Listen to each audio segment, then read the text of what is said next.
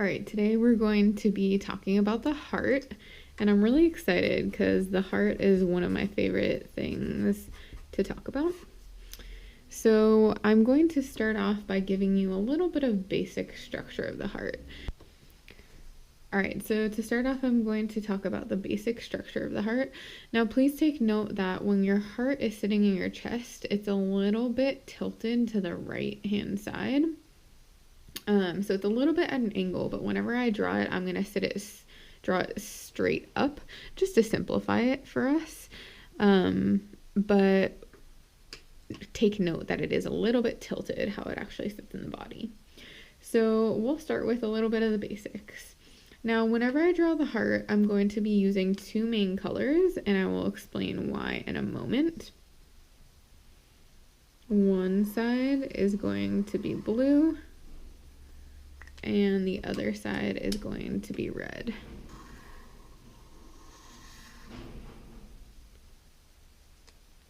The reason for that is blue will be deoxygenated blood. So in this anterior view, I'll label it for us.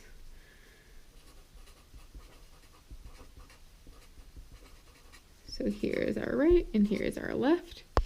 Now take note that the right side of the heart is going to hold our deoxygenated blood. Okay, now the left side of the heart is red because it will hold oxygenated blood. Now from this point on, I'll always draw the heart like this just to remind us that the right side of the heart is blue and the left side of the heart is red for deoxygenated and oxygenated blood. All right, so a few other things. I'm going to break this heart down. Now remember, it looks kind of like this heart shape, but it's a little less precise in its shape and it's tilted to the right a little bit. But for our reference, I'm going to break it into quarters and we're going to label them. Right here is your right atrium.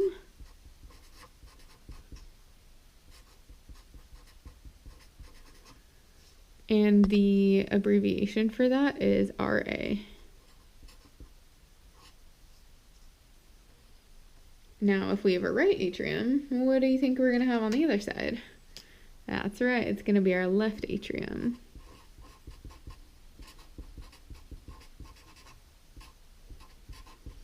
Now, each one of these quarters is basically a chamber within the heart. So it's completely separated. So this black line breaking it into fours isn't just for fun. It's actually breaking things into 4 different chambers, and that's why we're naming them all right now.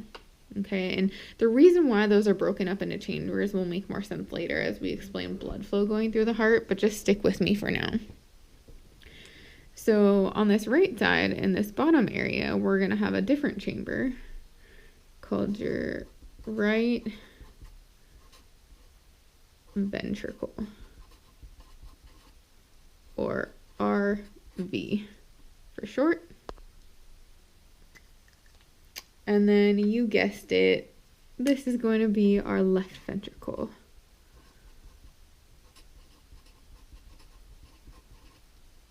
Or LV. So going forward, it just takes a long time to write out right atrium, etc. So I'll be using the abbreviations going forward, but as I describe it, I'll describe it in the true name of those things. Now, I want to draw your attention to another area here. Right here, the bottom, which remember our heart is going to be tilted to that right side. This bottom area is going to be called the apex of the heart. And it might seem weird for that to be the apex because sometimes we think about the apex as being the top, but apex really just means like peak or point. So that's why it's called the apex of the heart. And then with this tilted a little bit, I'm going to draw your attention to a different area, which is right here. That's going to be the base of our heart, which again seems a little counterintuitive. Usually I tend to think about the base as being the bottom, but in this case it's the right side and a little bit of the left in the superior region of the heart, and that's referred to as our base. All right, so now that we have some basic understanding of this, I'm going to talk a little bit about blood flow and give you one more piece of information about the heart. Now, the heart is sitting in a specific place in the thoracic cavity, and there's a name for that. So the name is the mediastinum, which is where the heart sits in the thoracic cavity. Now, a few other things that I want to draw your attention to in regards to blood flow is we refer to both artery and veins when we're discussing blood flow with the heart. Now, I'm going to give you a little trick. So, arteries bring blood away from the heart. So you can remember that because artery starts with an A and so does away. So A, away, artery away from the heart. All right. Now, the other one that we discussed, veins, what do you think those are going to do? Yep, those are going to bring blood back to the heart. All right, so here are some basics about the structure of the heart and what we're going to talk about in terms of this. We're going to be referring to different arteries and veins that are connected to the heart as we move forward with this. So stay tuned for that. Just remember A, away, artery away, and keep all of this in mind with the blue deoxygenated blood on the right side and the red oxygenated blood on the left side. Now, before we go through blood flow and how blood moves through the heart in relation to structures of the heart, I want to talk about lining of the heart and kind of this casing type situation we have. So that's what we're going to talk about next.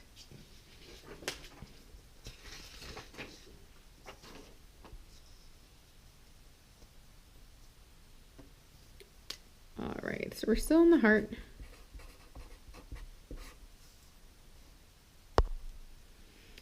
Now, I'm going to draw us a heart, just like I talked about, where instead of drawing it tilted to the right, we're just going to draw it straight up. And the right side, this is again an anterior view, the right side is going to be blue, and the left side is going to be red. Now, this just represents our heart in general. And it gives us a little baseline for some other things we're going to add. All right, so the first thing I want to draw for you is what's really the muscle of the heart. So like the meaty part of the heart. I'm going to draw that in this light blue color. And I'm going to make it a little bit thicker because this is a thicker part of the heart. So this is actually called myocardium. Myo means muscle. Like if you have ever heard of like myofascial releases, those are muscles and fascial releases. And then cardium, of course, refers to the heart, just like cardiac disease, if you've ever heard of that. So I'm just finishing drawing up this nice thick area. And we're going to label that as myocardium. And remember that myo means muscle. And remember, MM is our abbreviation for muscle.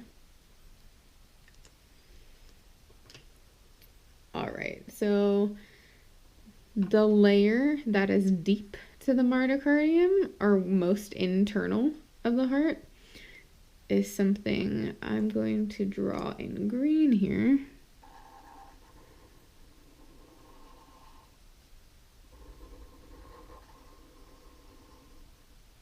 Which we are going to call endocardium. Now, cardium, remember, means heart, and endo means inner.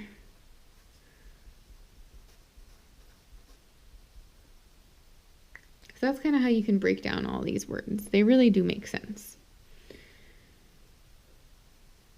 Now, the next one I'm going to draw is on the it's like an outer covering, or like sitting on top of the heart tissue.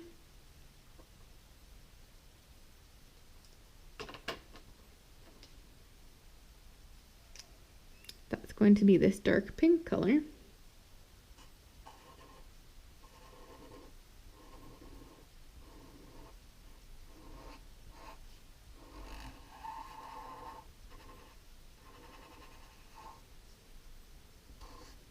And this is going to be this outer covering sitting on top of the heart.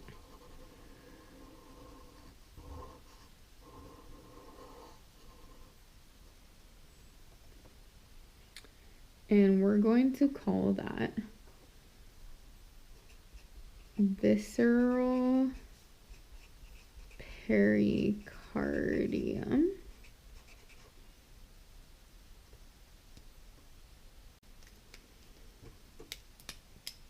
Visceral, remember, means organ, and peri means around.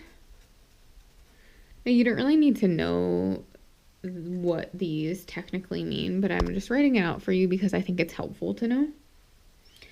Now, the other name for this visceral pericardium is epicardium.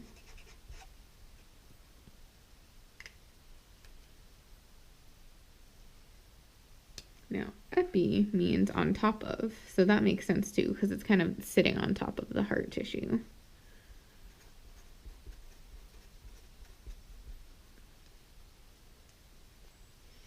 Now, we're going to have actually a little bit of space in between this epicardium and our next layer, so that's why I'm going to draw space in there for us.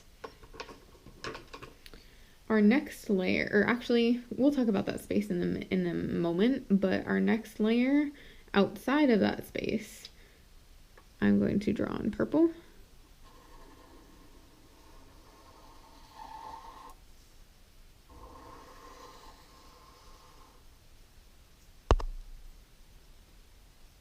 And that is going to be our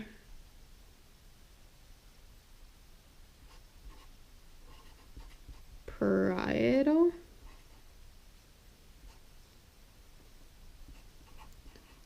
pericardium. Another name for this is serous pericardium. All right, so that's essentially the middle, or the most inner layer, and right superficial to that is what we call our pericardial sac.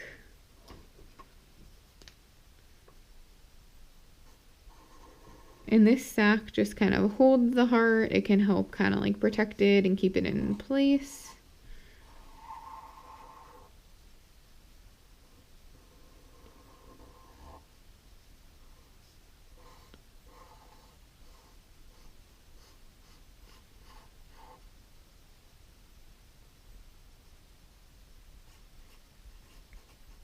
Pericardial sac.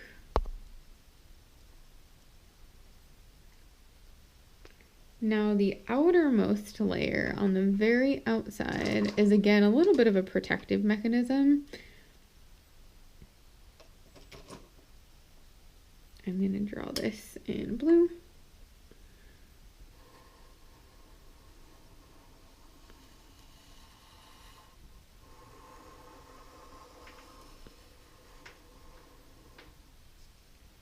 And that is our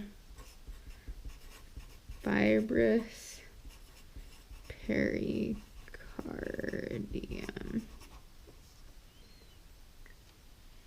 Now, drawing your attention to their names again. Visceral, remember, means organ, so this is around the heart on the organ itself. All of these three words for this outer layer, they all have pericardium or pericardial in them, which means they're surrounding the heart. And this one, fibrous pericardium, is fibrous, just like the name says, so it helps protect the heart because it's a little bit tougher and stronger. Now remember, we drew that space in there, that white space, and I'm going to label that for us. That is our pericardial space. And that's important because it actually is a space. It's not quite this thick, but there is a space, and what's filled up in that space is called pericardial fluid. Now, it's not a huge bucket of fluid in there, right? It's just a little bit of fluid, actually about 2 to 3 tablespoons of fluid is the amount of normal pericardial fluid to have in that space. And essentially, the purpose of that fluid is really to protect and decrease friction when things are inevitably rubbing around as the heart pumps and kind of moves in the thoracic cavity. Now, it's really important that we are aware of this because there are certain disorders where you can have too much pericardial fluid. Like you can be as a result of an infection. You can also have it with something called congestive heart failure. And that congestive heart failure leads to essentially just a lot of fluid backup in other areas as well. And a symptom for that is significant weight gain. Because if you're gaining all of this weight, you're kind of building up all of this fluid, it's a bad sign. So anyway, we can get more into that at another time. But here is all of these coverings of the heart. All right, so now that we have all of those coverings done, now we're gonna get to the fun part, which is how blood flows through the heart. Okay.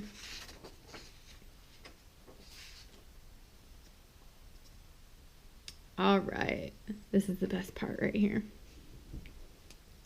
Okay, so blood flow through the heart.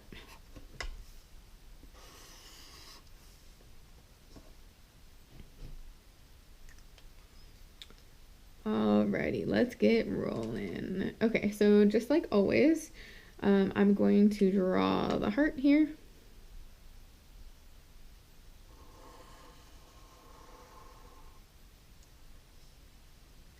The right side is going to be blue. And the left side is going to be red. I'm going to split it up into our 4 chambers. And I'm just going to actually label them for us as well. So right atrium,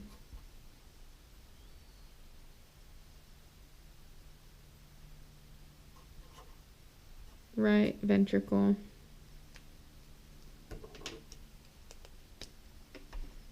left atrium, and left ventricle. Now, I'm also going to draw a couple of other things that are important and really closely related to the heart. So up here, I'm going to draw a pair of lungs, because our lungs are very closely related to our heart. And down here, I'm also going to draw a little dude to represent our body, because our body is also closely related to the heart in terms of blood flow and how all of that works.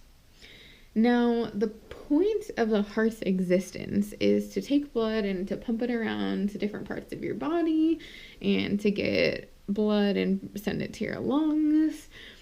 And we have to understand how that works, understand why the heart is so important. So let's take an example. We're going to talk about deoxygenated blood. So what that means is it's blood that has been delivered to a certain part of our body, and once that part of our body uses it, we take up all of the oxygen to use it for energy. And once we've used that oxygen up, we're going to send it back to our heart as deoxygenated blood. All right, so in terms of how we're going to get it back to our heart, our deoxygenated blood from the upper half of our body is going to go into the heart, into the right atrium, through something called the superior vena cava. And deoxygenated blood from the bottom half of our body is going to go into the heart through something called the inferior vena cava. All right, so let's label those together. Superior and inferior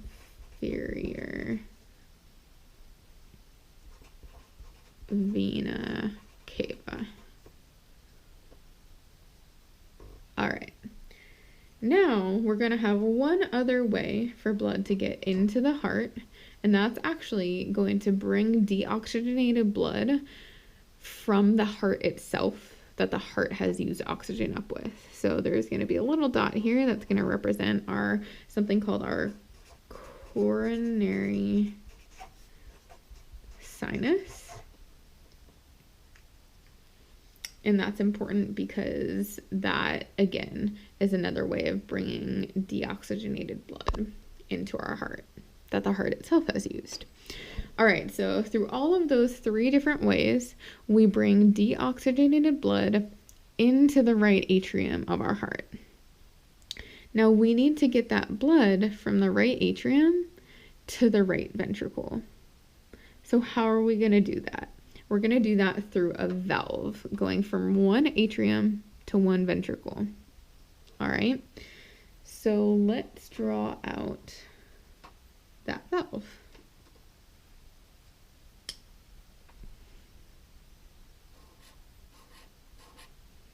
I'm drawing that valve with 3 cusps. That is important because it will differentiate it from a different type of valve. We're going to call this tri, like 3. And because it has 3 cusps, we're going to call it tricuspid valve. Now, this is one of the atrioventricular valves, and it gets a name because it connects the atrium to the ventricle. So this is also going to be called our right atrioventricular valve. Makes sense, right? Okay, so remember that we're in this blue section, so we've brought our deoxygenated blood from our right atrium to our right ventricle through our tricuspid valve. Now, what good is deoxygenated blood for our body? It really isn't good at all, right? So we need to find a way to get oxygen back into some of this blood so it'll be any good to us. Now, where do you think we're going to send this blood to get oxygen? All right, if you guessed lungs, you're right. So we need to get the blood out of our heart and bring it to the lungs. Now, the same way that we transferred it from one chamber to another using a valve, we're going to use a different type of valve here. I'm going to draw this valve right here, represented by 3 circles, and that is going to be our pulmonary valve. And this is a type of semilunar valve, and it gets that semilunar name by the way that it works and the way that it looks. We can look into some pictures in our session together just to review what that looks like, but just know that as our pulmonary valve for now. Now, if we're taking blood from this right ventricle up to the lungs, what we're going to name it after is where it's headed, which is towards the lungs. So I'm going to draw the attachment from the pulmonary valve as it's going up here towards the lungs. That is going to be called our pulmonary trunk. Okay. Now that trunk is going to split into 2.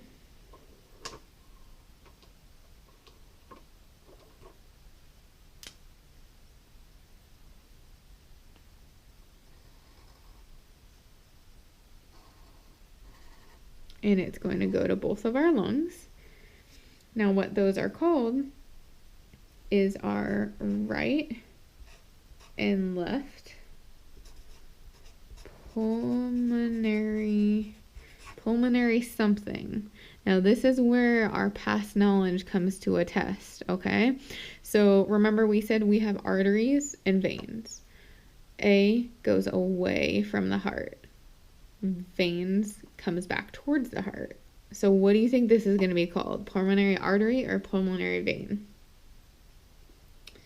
Perfect. If you guessed it, it is called the right and left pulmonary artery, because artery starts with an A, and A means away from the heart. Alrighty, so we did it. We took our deoxygenated blood and we brought it to the lungs. Now, if we have all this oxygenated blood from the lungs, what good is that gonna do if it's just sitting there? So we have to bring it back into the heart. How are we going to do that, you may ask? Well, we're going to do that by bringing it from the lungs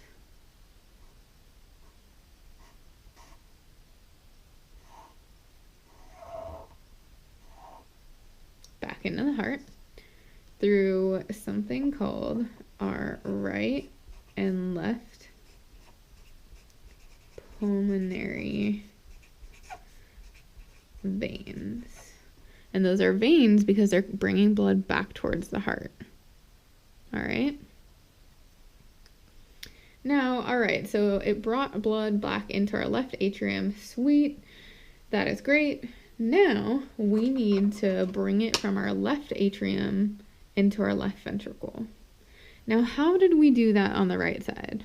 We brought it from our right atrium to our right ventricle with something called a tricuspid valve. Now we're going to bring it from our left atrium to our left ventricle through something that's very similar, but there's actually just going to be two cusps.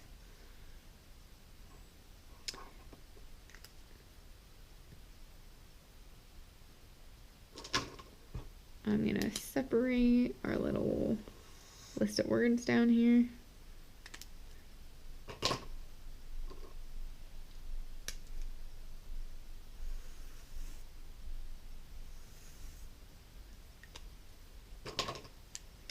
That is going to be called, you guessed it, just like this one was tricuspid, this is going to be called bicuspid. valve. And this is also known as mitral valve. And just like this is our right atrioventricular valve, this is going to be our left atrioventricular valve because it goes from the atrium to the ventricle.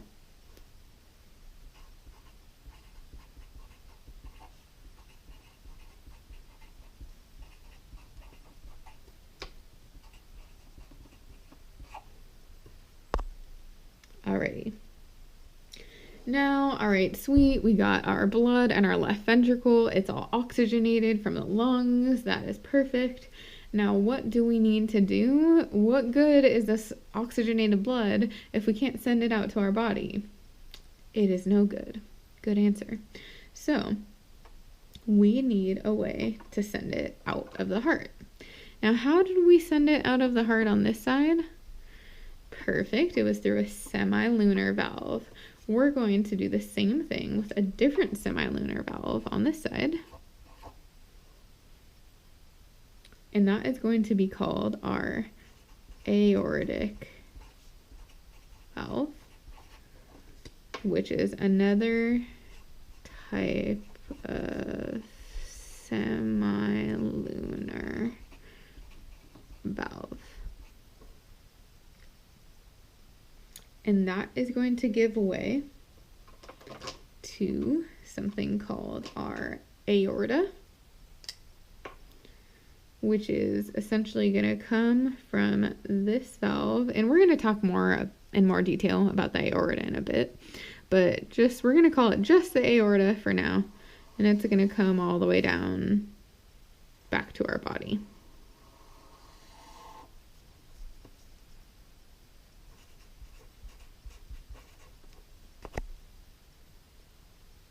Alrighty, so we did it.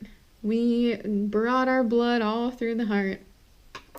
Now what I want to review with you is essentially an overview of how that worked. I'm going to do that using some arrows.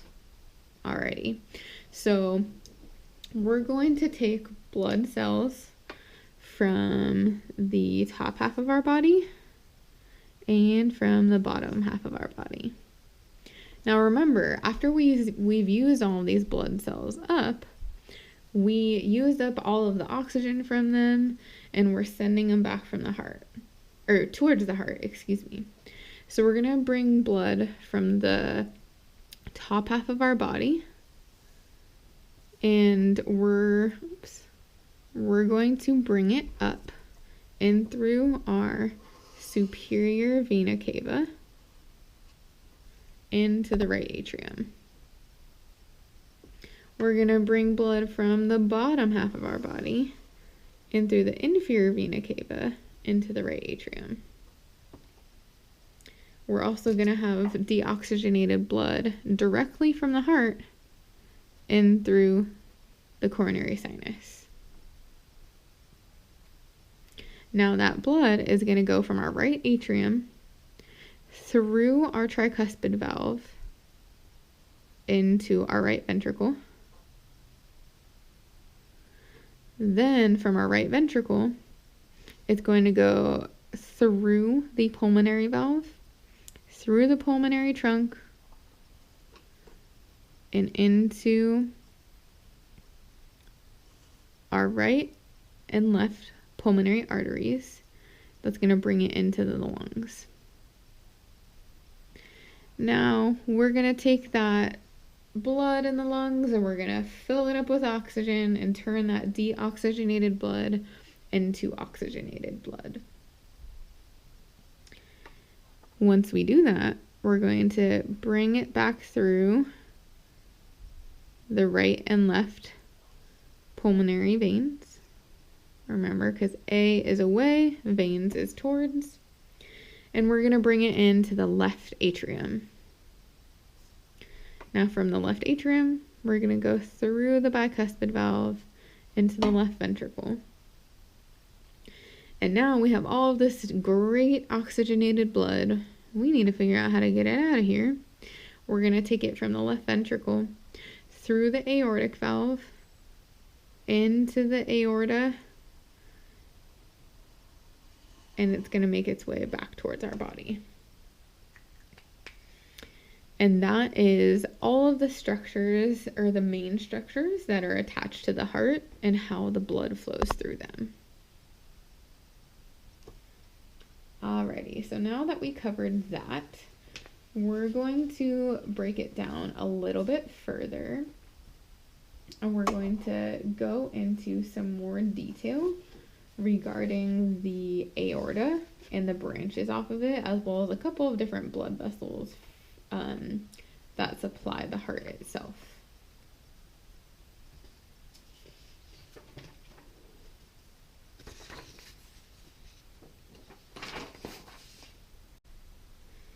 Alrighty, so let us draw the different blood vessels in the heart.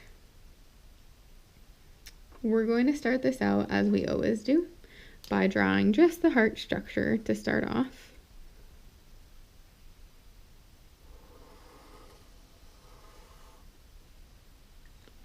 Now I'm going to hold off on drawing the left part for just a moment, because I'm going to draw some cool vessels coming out of here first.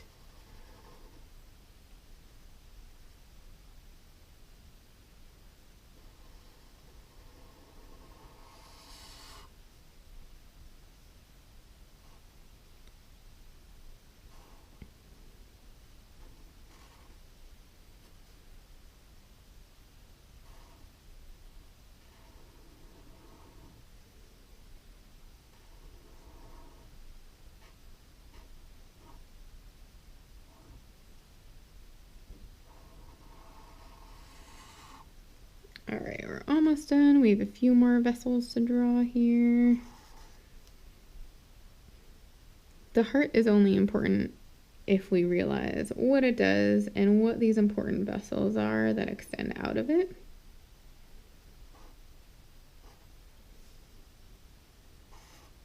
Alright, sweet. So we got a bunch of these cool vessels here.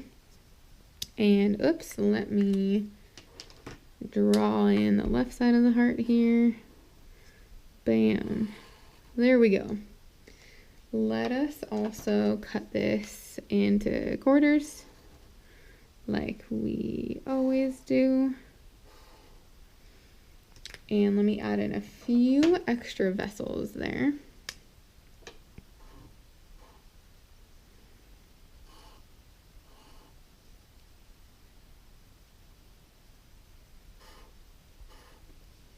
Alrighty, so you know how we talked about the aorta in general coming out of the heart from our aortic valve right there? We're going to break that aorta into a bunch of different parts, and we're going to talk about the different vessels that branch off of it. So let's start with these little vessels down here.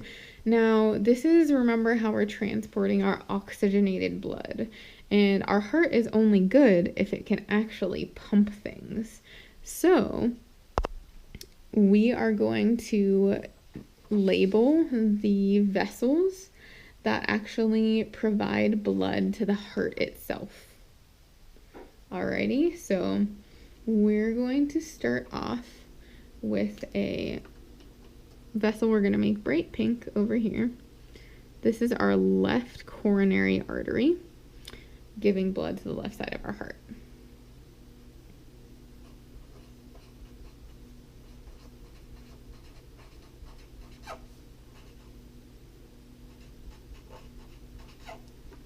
All right, we got our left coronary artery. What do you think we're gonna have on the other side? You got it. Our right coronary artery, bringing oxygenated blood to the right side.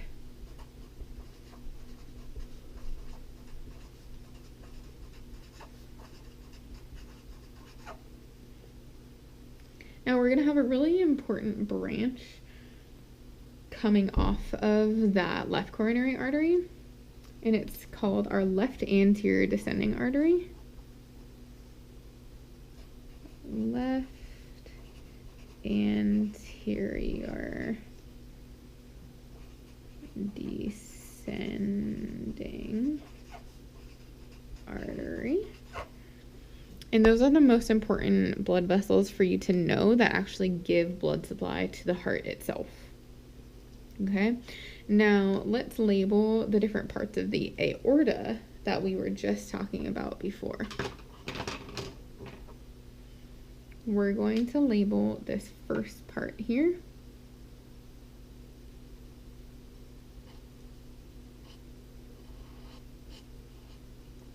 The ascending aorta.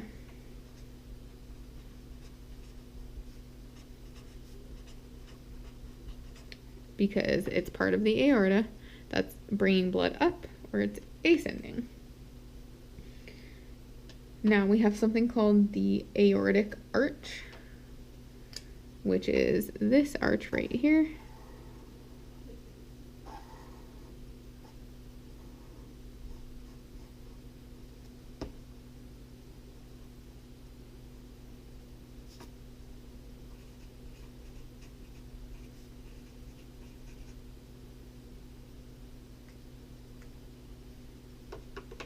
And then it's going to turn into our descending aorta.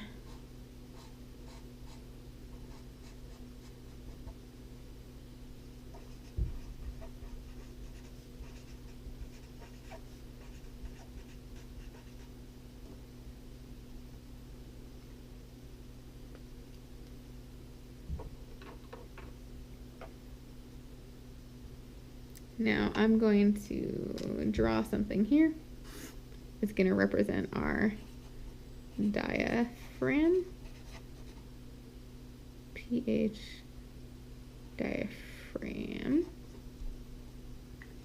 And remember, because we have that diaphragm muscle sitting in our chest, and above the diaphragm, it's going to be our thoracic aorta.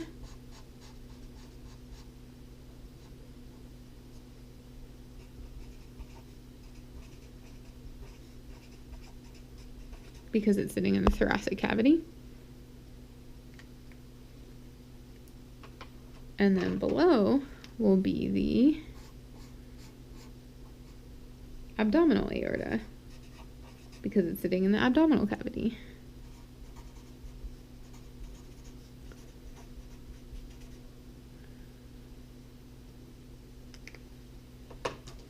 All right, now let's label all of these different branches that are coming off of the aortic arch.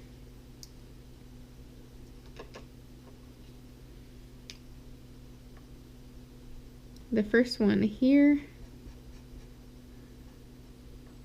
is going to be called something that is our brachiocephalic trunk.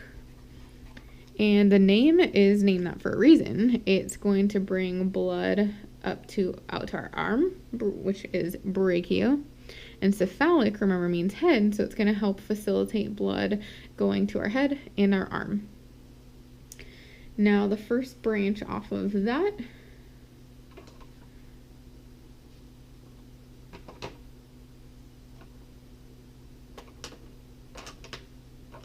is going to be, let's find a color, here we go, is going to be our right common carotid artery, right here.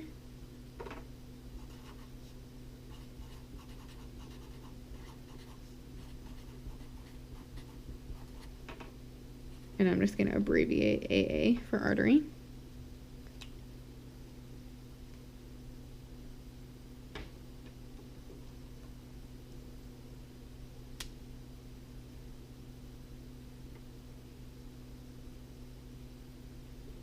And this like 2 artery right here is going to be called our right subclavian artery. And actually, you know what? Let's right/left. Let's label our right and left. So for reference, our right is here, our left is here, and our left subclavian on this side is actually going to be directly off of the aorta, coming off right here. And the subclavian artery continues, the end border of it is the lateral border of your first rib. And then it'll turn into axillary artery. But anyway, I just want you to know the direct branches, which is the subclavian artery on the right and left side. Now, I'm going to go back and label this as right and left common carotid. So here is our right common carotid because it's on our right side, and here is our left common carotid. And I'm just going to draw a little cutoff point right here in gray. That's how we differentiate between our right and left side. So to review, right and left common carotid, right and left subclavian. Now we're going to have another important branch off of both of those. And let's see. Let's make that blue. We're going to have a branch right here and a branch right here. And that is going to be our right and left vertebral arteries. And remember, we learned about those vertebral arteries before.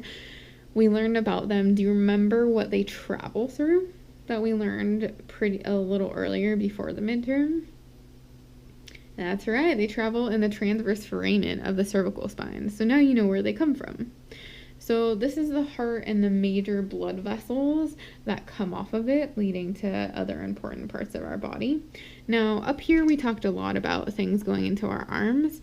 The descending aorta and abdominal aorta is going to go turn into some other things that will give blood supply to our legs instead. All right, so we have one other part of the heart that I want to review with you before we finish up. And it's going to be some stuff on the inside of the heart. All right, what are we going to do? Like always, we're going to draw the heart again. The right side and the left side.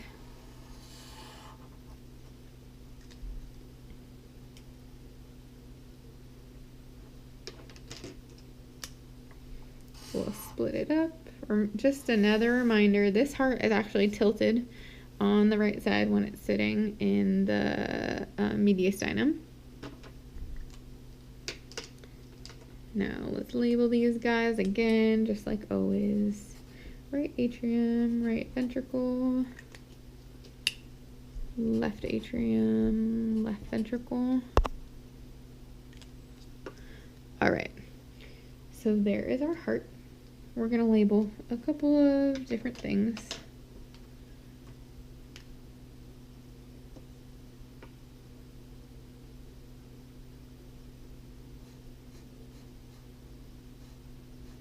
This green part is going to be our meaning between, atrial septum.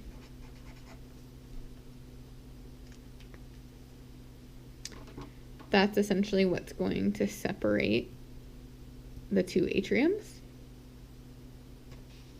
And we're going to have the same thing down below.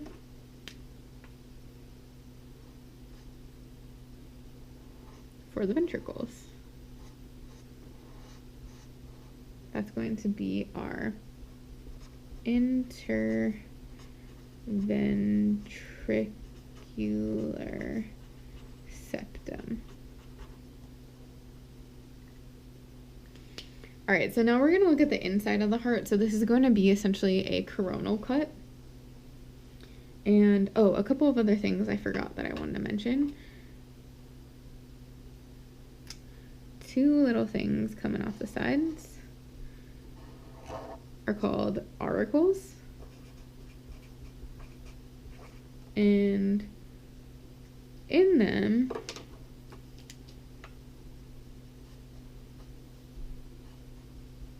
they have something called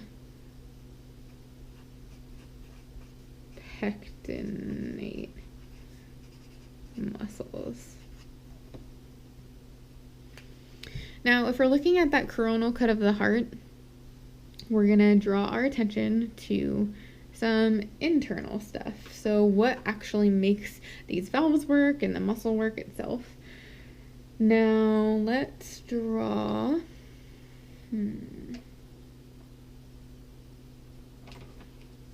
We're going to draw some like squiggle part of the heart, which actually really does look like a squiggle when you're looking at the inside. That's going to be called our trabeculae carneae.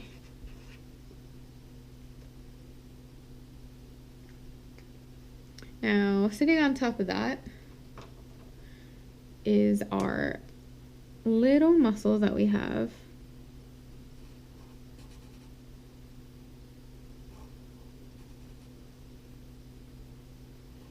You'll be able to see these pretty distinctly in the models if you look it up online.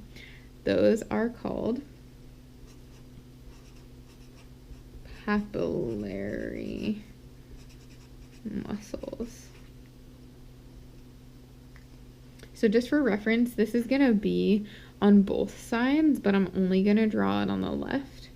Now, just so we have a little bit of a point of reference, here I'm going to draw in our bicuspid valve.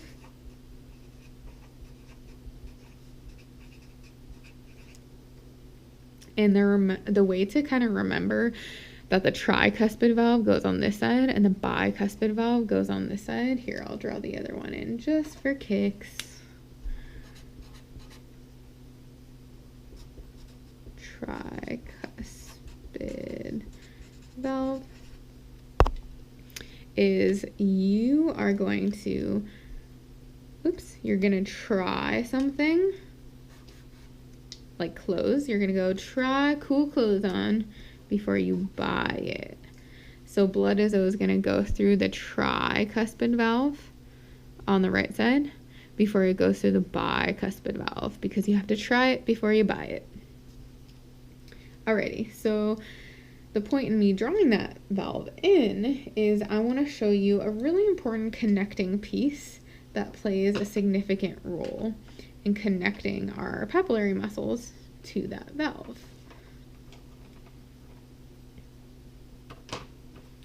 We have some attachments.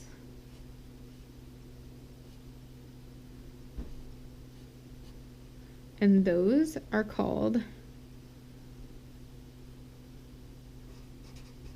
chorda tendineae.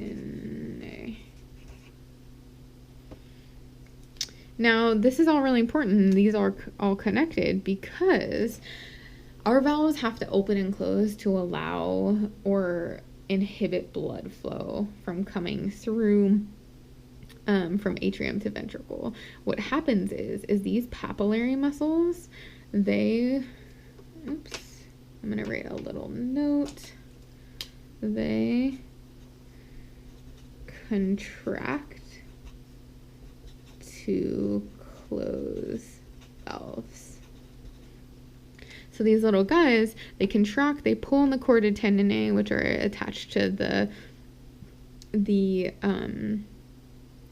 valves, and when they pull on it, they're going to close those valves. So these are really important for the function of the heart.